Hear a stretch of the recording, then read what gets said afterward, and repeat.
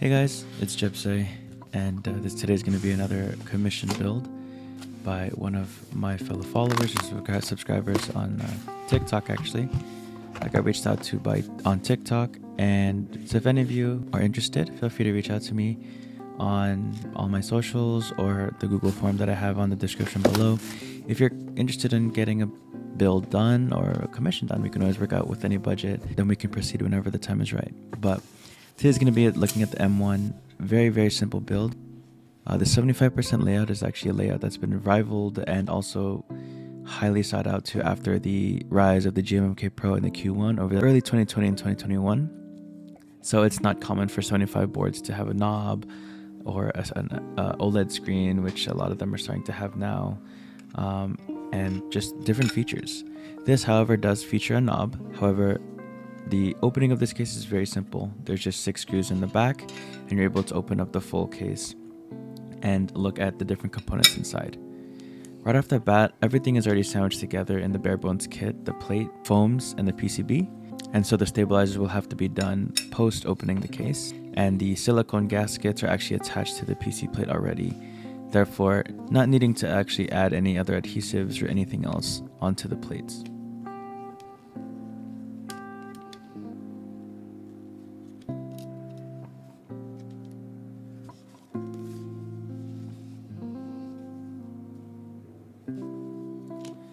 I think the whole reason why this M1 is actually garnering a lot of popularity is due to the price. This on Divinity was around $120, $125, give or take, depending on the market, of course.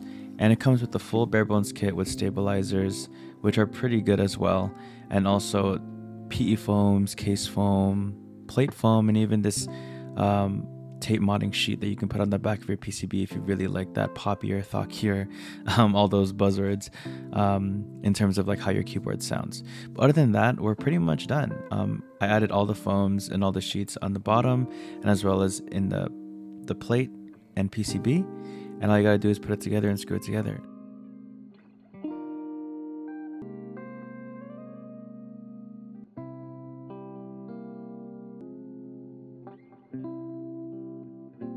Today we're going to be using the Keychron Oil Kings. Really good stock, but I went ahead and just did these with some light 205. And we're using nPBT, nice PBT, classic beige from Canon Keys with the navy Hiragana on it. So here's how it sounds, and hope you guys enjoy.